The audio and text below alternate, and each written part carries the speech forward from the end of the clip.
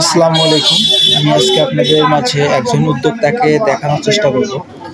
আমার এক ফ্রেন্ড, ওর নাম শিপন। ও মূলত একজন নতুন উদ্যোক্তা। আসলে আমাদের দেশে উদ্যোক্তার অনেক অভাব। আমরা শুধু একে অন্যের পিছে ছোটা নিয়ে ব্যস্ত থাকি। কখনো নিজে থেকে কিছু করব এরকম ভাবনা চিন্তা আমাদের মাথায় আসে না। আসলে জীবনে বড় হতে গেলে ছোট থেকে শুরু করতে হবে। এটা আমি আজকে আপনাদের মাঝে তুলে ধরার চেষ্টা করব ইনশাআল্লাহ। আমার এই ফ্রেন্ডটা মূলত লেখাপড়া করে। লেখাপড়ার পাশাপাশি ওর গরুর খামার আছে। প্লাস এই যে ছোট্ট একটা ব্যবসা দেখতেছেন, এটা ওরা বাবা ছেলে মিলে চালায়। তবে ব্যবসাটা আপনারা ছোট দৃষ্টিতে দেখতে পারেন, কিন্তু ওদের কাছে এটা বিশাল একটা বিজনেস। কারণ এই ব্যবসাটা আমি যতটুকু সময় আমি ওদের সাথে ছিলাম তাতেই বুঝছি ওদের ব্যবসা আসলে ৮-১০টা হাই কোয়ালিটি দোকানদারের থেকে অনেক বেশি। ওদের মনে করেন বেচা-কিনে এত পরিমাণে হয়, আলহামদুলিল্লাহ ওরা খুবই হ্যাপি। আসলে ছোট কোনো কিছুকে তুচ্ছ বলা যাবে না, কোনো কিছুকে ছোট বলা যাবে না। জীবনে উন্নতি করতে গেলে এরকম ছোট থেকে বড় করতে হবে। আসলে আমাদের চক্ষু লজ্জাটা একটু বেশি। আমরা যদি আমরা ভাবি আসলে মানুষ হয়তোবা কি বলবে, এইরকম একটা ব্যবসা করতেছি এই সেই। আসলে আমরা ছোটভাবে দেখি, সবসময় নিজেকে একটু অন্যরকম ফিল করাই। এটাই জন্য আমাদের একটু সমস্যা।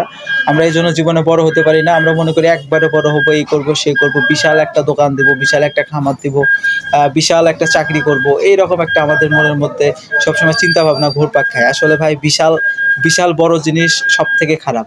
আপনি একবারে বড় হবেন, গ্যাপ ট্যাপ কিছু বুঝবেন না, মনে করেন যে জীবনে আপনার পতন হবে, এরকম একটা আপনার মনে করেন হতে পারে। আপনি মনে করেন হঠাৎ করে বড় হয়ে গেলেন, কিন্তু আপনার জীবনে কোনো না কোনো সময় আপনি আবার ডাউন মারবেন। এটা স্বাভাবিক ব্যাপার। কারণ যে শিখে শিখে বড় হয় সে কখনো পিছনে ফিরে তাকা লাগে না তাকে। যাই হোক, এই ব্যবসাটা আমি এই জন্য আপনাদের মাঝে প্রকাশ করতেছি। ওর অনুমতি নিয়েই কিন্তু আমি ভাইরাল করতেছি বিষয়টা, আপনাদের মাঝে শেয়ার করতেছি। আসলে ওও চায় যে আসলে জীবনে সবাই উন্নতি করুক, ভালো কিছু করুক, ওর মতো পর্যায়ে যাক। আমার কথা ভাই, আমরা যে কয়দিন বাঁচবো আইকন হিসেবে বাঁচতে চাই। জীবনে এমন কিছু করে যাব, যদি যেটুকুই করি যেন দুইটা লোক শিখতে পারে কিছু।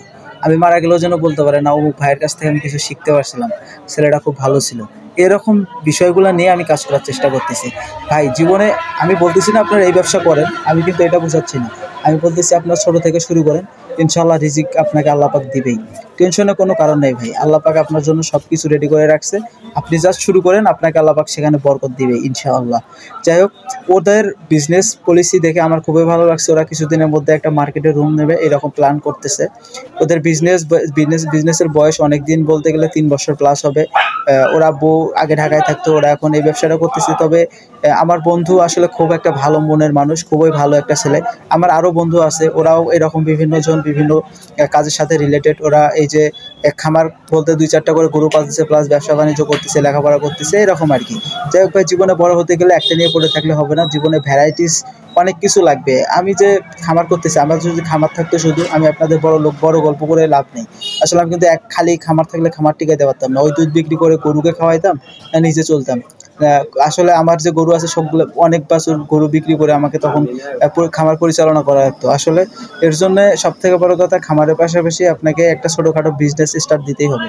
আপনি যদি মনে করেন আপনার পারিবারিক চাহিদাটা যদি না মিটাইতে পারেন, আপনার গরুর যে গ্যাপগুলো হবে, যে সারা বছর তো দুধ থাকবে না। মনে করেন সব থেকে বড় কথা হচ্ছে সারা বছর আপনি দুধ পাবেন না একটা খামার নতুন অবস্থায়। এই জন্য আপনার এই ব্যাকআপগুলো টানার জন্য অবশ্যই আপনাকে একটা ছোটোখাটো বিজনেস স্টার্ট দিতে হবে। আপনি এতে যা মনে করেন আমি জানি না, তবে সবথেকে বড় কথা এই বিষয়টা আসলে সবসময় আপনারা মাথায় রাখবেন। জীবনে বড় হতে গেলে একটা দিয়ে কখনোই আপনি উন্নতি করতে পারবেন না। অবশ্যই আপনাকে ২-৩টা কিছু রাখতে হবে। আপনি খামার করতে পারেন, কিন্তু খামারকে আপনাকে সেভাবে আসলে প্রাধান্য দেওয়া যাবে না। খামারের পাশাপাশি বিজনেস থাকতে হবে, তাহলে জীবনে ভালো কিছু করা হবে। যাই হোক, আমার এই বন্ধু আমাকে জোর করে একটা জ্যাকেট গায়ে দিয়ে দিছে ওর দোকানের। ও বলছে, ভাইয়া বন্ধু দেখ, এটা যদি তোর হয় তুই নে। আসলে আমি গায়ে দিবই না, খুব টাইট হচ্ছিল আমার, তারপরেও জোর করে আমাকে পরাইছে। আসলে বন্ধু বান্ধব থাকলে খুবই ভালো লাগে। আসলে আমি একটু কাজে মাদারগঞ্জে গেছিলাম, ওখানে গিয়ে ওর সাথে একটু দেখা সাক্ষাৎ করে আসলাম। আসলে খুব ভালো লাগে আর কি। যাই হোক, মাঝে মাঝে বন্ধুদের সাথেও আড্ডা দেওয়ার চেষ্টা করবেন, তাহলে মন মানসিকতা ভালো থাকবে। এই ছিল আমার আজকে মূল প্রতিবেদন। সবাই ভালো থাকবেন, আমার জন্য দোয়া করবেন, আমার চ্যানেলটাকে সাবস্ক্রাইব করে দিবেন যদি ভালো লাগে। সবাইকে আসসালামু আলাইকুম ওয়া রাহমাতুল্লাহি ওয়া বারাকাতুহু।